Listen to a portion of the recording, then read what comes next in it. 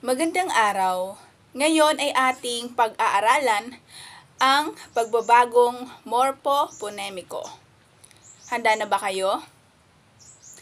Meron po tayong tinatawag na pagbabagong morpo-ponemiko.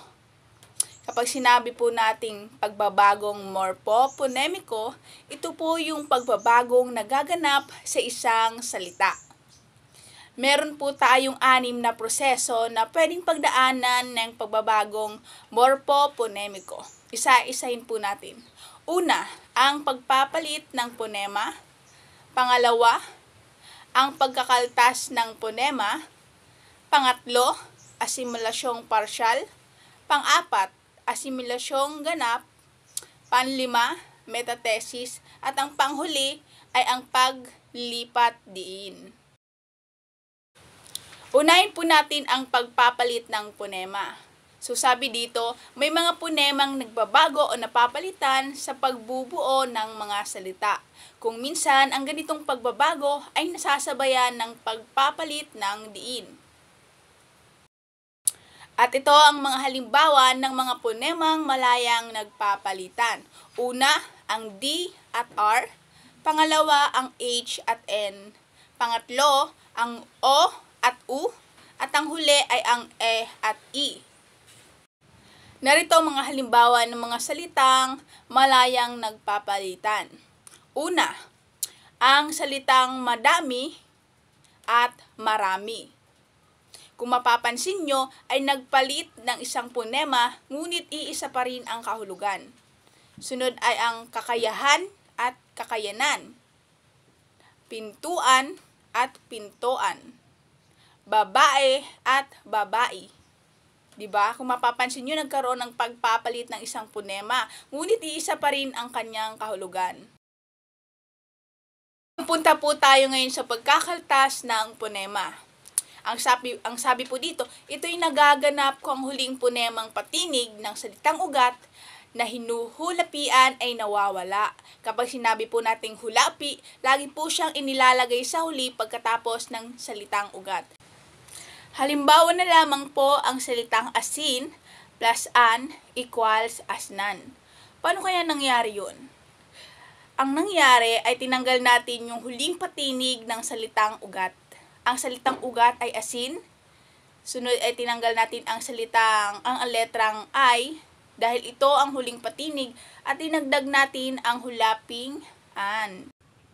Sunod po ang asimilasyong parsyal at ganap. O sige, pasok po tayo sa asimilasyong parsyal, kung saan ang NG daw po ng panlaping pang at sing ay magiging M kapag ang salitang ugat ay nagsisimula sa letrang P o B. Ayan. Halimbawa, pang plus bansa. Nagsisimula sa letrang B. Sabi nga kapag nagsisimula sa P o B, ito ay mapapalitan ng M. Okay? So, ito ay magiging pambansa. Ang ponemang NG sa pang at sing ay mapapalitan ng N kapag ang salitang ugat naman ay nagsisimula sa DL, R, S, T.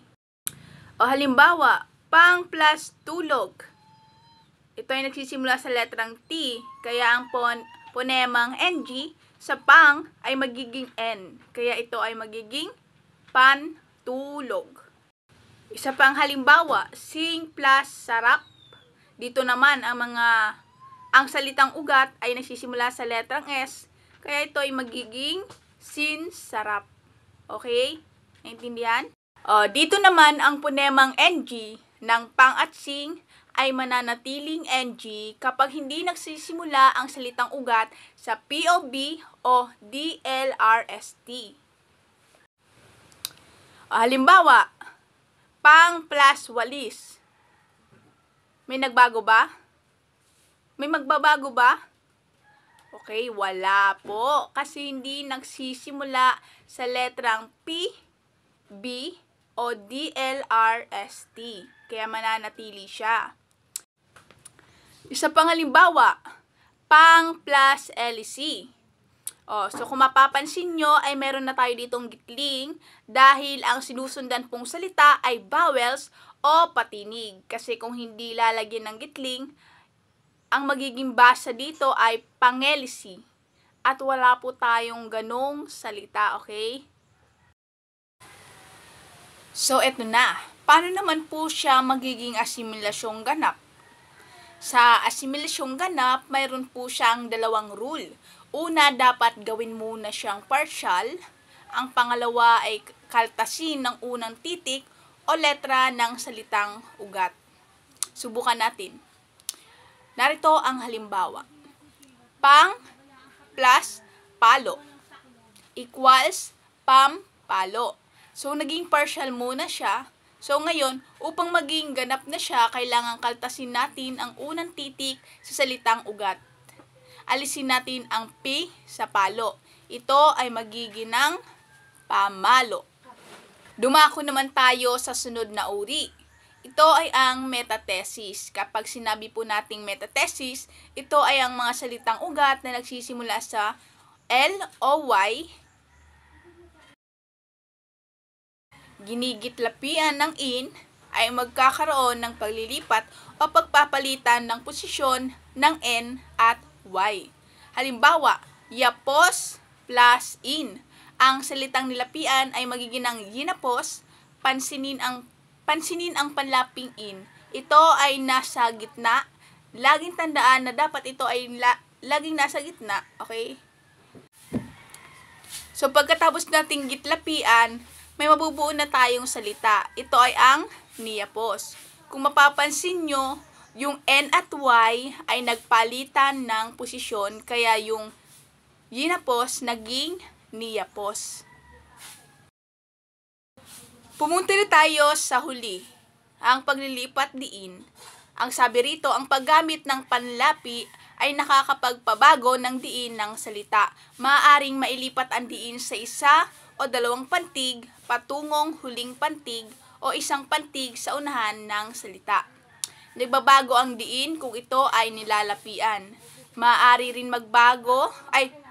magkaroon ng ibang pagbabagong morpo-ponemiko sa salita. So, depende po kung lalagyan natin ng panlapi ang salita, nagbabago ito ng diin. Halimbawa, ang salitang laro, ang diin niya ay nasa la.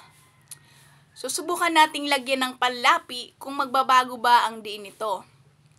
Laro plus an equals laruan. Nasaan na ang diin? Nasa pangalawang pantig na ng salitang ugat. Dito nagkakaroon din ng pagpapalit ng ponema.